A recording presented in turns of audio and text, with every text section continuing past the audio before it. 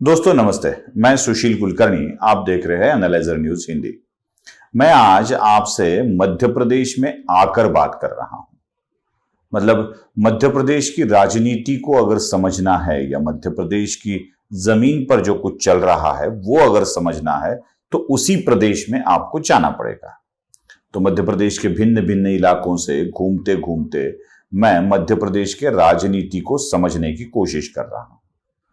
शायद सारी की सारी बातें मैं आज आपसे शेयर ना करूं, अगले किसी पड़ाव पर हम उस पर जरूर बात करेंगे, क्योंकि सारे राज्यों की राजनीति हमें समझ लेनी है।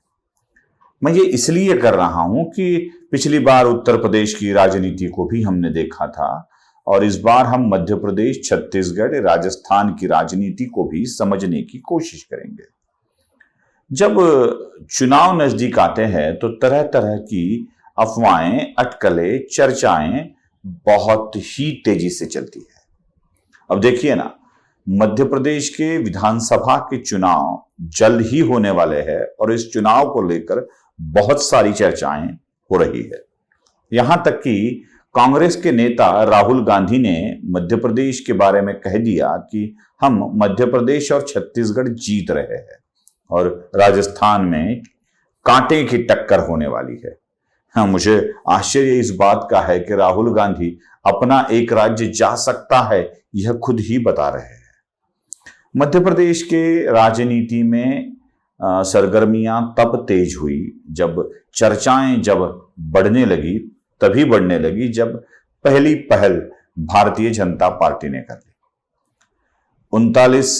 39 और 1 ऐसी 78 के बाद 79 सीटें घोषित कर दी। अब ये जो 79 सीटें, मतलब एक बार 39, दूसरी बार 39 और एक सीट एक बार जब घोषित कर दी, वहां की प्रत्याशियों के नाम घोषित कर दिए, तब अटकलें लगाई जाने लगी कि भारतीय जनता पार्टी ने इसको प्रदेश की राजनीति से बाहर कर दिया है, उसको अंदर कर दिया है, क्योंकि भारतीय जनता पार्टी की लिस्ट में कुछ सांसद और मंत्रियों के नाम भी शामिल थे। अब सांसद रह चुके लोग जैसे इंदौर के विजयवर्गीय को भी चुनाव के मैदान में, विधानसभा चुनाव के मैदान में उतार दिया। तब ये कहा जाने लगा कि बड़े बड़े नेताओं के पर काटने हैं बीजेपी को। मतलब आश्चर्य इस बात का है कि चर्चा किस बात की होती है। भारतीय जनता पार्टी 79 सीटों पर अपने उम्मीदवार घोषित कर रही है चुनाव के बहुत पहले। चर्चाएं ये होती है कि शायद शिवराज के पर काट दिए जाएंगे, अगली बार मामा मुख्यमंत्री नहीं बनेंगे, शिवराज का तीसरी लिस्ट में भी नाम नहीं है। यही तो है दोस्तों मोदी की राजनीति। इसको समझने के लिए, जैसे हमारे महाराष्ट्र में विश्व प्रवक्ता संजय राउत कहते हैं ना कि शरद पवार को समझने के लिए 100 जन्म लेने चाहिए, वैसे ही मोदी की राजनीति को समझने के लिए इन मीडिया कर्मियों को बहुत सारे जन्म लेने होंगे। मैं ये दावे के साथ कह रहा हूं। अटकलें क्या लगाती है मीडिया? शिवराज को बाहर कर दिया, इस नेता को अंदर कर दिया, इस नेता को अब आगे पर करेंगे। कोई कहता है कि समूह शक्ति के तौर पर काम करेंगे, सामुदायिक नेतृत्व के तौर पर काम करेंगे, फिर तय करेंगे कौन होगा नेता। मतलब भारतीय जनता पार्टी के मध्य प्रदेश में कौन नेता बनेगा, इसके ऊपर घमासान चर्चा हो रही है मीडिया में। और विपक्ष के नेता जैसे कांग्रेस हो, वहां पर तो सिर्फ एक पक्ष ही है कांग्रेस, बाकी बेचारे बचे कौन हैं। वहां तो महाराष्ट्र की तरह कोई स्थानिक पार्टियां भी बहुत सारी नहीं है, जैसे शिवसेना हो, एनसीपी हो, ऐसी तो कोई पार्टियां नहीं है, एक बची कांग्रेस। और कांग्रेस भी इस एजेंडे को लेकर आगे चलने लगी। कौन होगा नेता, किसके काट दिए पर, किसको खत्म करेंगे मोदी, अब किसको आगे लाएंगे मोदी, यही चर्चाएं होने लगी। मैं बच्चा पार्टी में शामिल मीडिया कर्मी को बताना चाहता हूं कि अगर आप में से कोई भी मध्य प्रदेश की राजनीति को थोड़ा भी समझने वाला होता तो यह समझ सकता कि यह मोदी की चाल क्या है। दोस्तों 39 और 1, जरा इन सीटों को समझ लीजिए। 79 सीटें ऐसी है जो प्रत्याशियों के नाम वहां पर डिक्लेयर किए जा चुके हैं। वह सीटें पिछले सार्वत्रिक चुनाव में भारतीय जनता पार्टी हार चुकी है। आई बात समझ में? मतलब 79 सीटें ऐसी है जहां पर प्रत्याशियों के नाम डिक्लेयर हो गए हैं। उनमें पिछले चुनाव में भारतीय जनता पार्टी हार चुकी है। अब आप कहेंगे कि आप गलत इंफॉर्मेशन दे रहे हो। जब उपचुनाव हुए थे तो उस उपचुनाव में भारतीय जनता पार्टी जीत चुकी है, ऐसे भी कुछ सीटें हैं। हां, मैं वही आपको बता रहा हूं। उनमें से कुछ सीटें ऐसी है जो सार्वत्रिक चुनाव में, मतलब जनरल इलेक्शंस में, भारतीय जनता पार्टी हार चुकी थी। उसके बाद कमलनाथ की सरकार चली गई थी और कमल की सरकार आ गई थी। ये इतिहास तो मीडिया कर्मियों को याद होगा, ये इतिहास तो याद होगा। जब कमलनाथ की सरकार आई, कुछ विधायकों ने अपने क्षेत्र से प्रतिनिधित्व का इस्तीफा दिया और फिर मध्य प्रदेश में उपचुनाव आए। तब भारतीय जनता पार्टी के चुनाव चिन्ह कमल पर कुछ लोग चुनकर आ गए। उन्हीं लोगों को फिर से एक बार वहां टिकट देने की घोषणा भारतीय जनता पार्टी ने की है। आई बात समझ में? इसमें दो चीजें होती है। एक, पिछली बार जो क्षेत्र हम हार चुके हैं उसमें इस बार हम ताकत से उतरेंगे।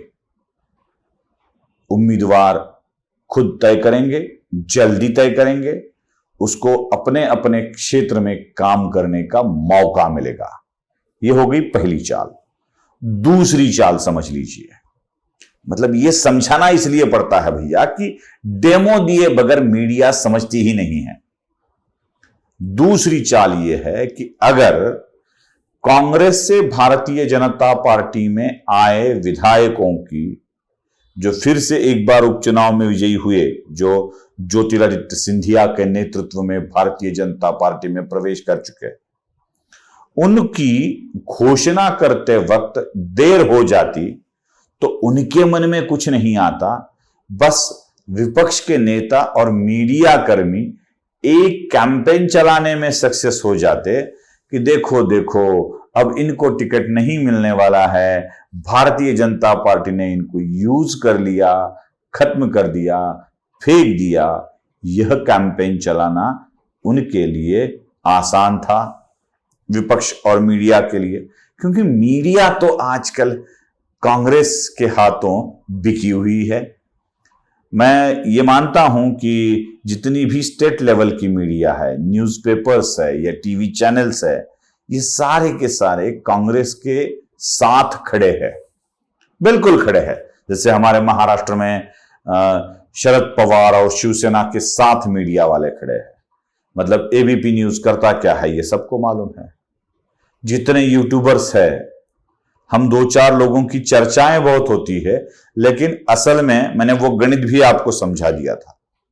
असल में यूट्यूबर्स की एक लंबी चौड़ी लिस्ट है, 20 नाम तो मैंने गिना दिए थे आपको। सत्य हिंदी से लेकर रवीश कुमार से लेकर हमारे महाराष्ट्र के निखिल वागड़े तक, या महाराष्ट्र के मैक्स महाराष्ट्र जैसे चैनल से लेकर अपने वो लालटेन वाला कौन सा है वो चैनल, लल्लन टॉप वाला, लालटेन वाला नहीं, लल्लन टॉप वाला, ऐसे बहुत सारे चैनल्स हैं जो यूट्यूब पे चलते हैं, जो अगेंस्ट मोदी एजेंडा चलाते हैं। अब इन जैसे चैनलों को साथ साथ बाकी हिंदी और प्रादेशिक भाषाओं में चलने वाले चैनल भी मानो कांग्रेस के हाथ में जा चुके हैं।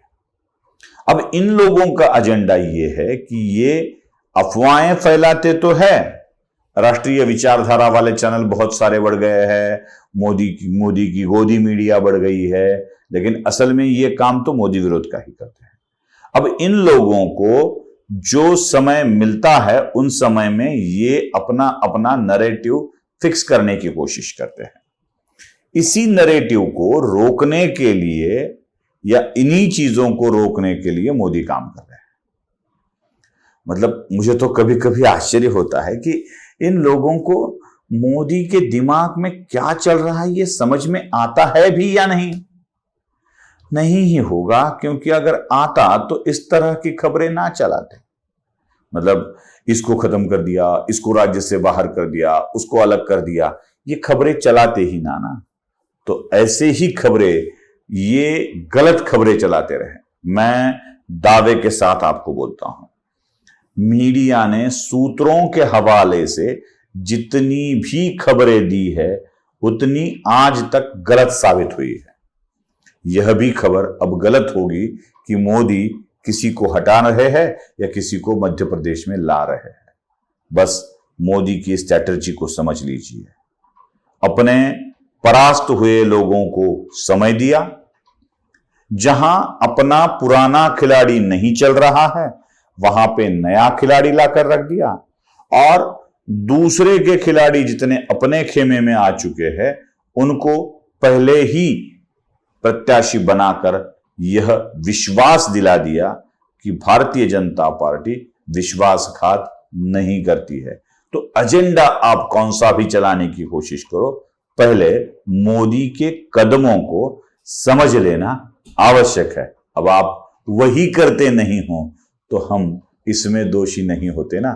आपको क्या लगता है कमेंट बॉक्स में जरूर बताइए। लाइक, शेयर और सब्सक्राइब जरूर कीजिए। धन्यवाद।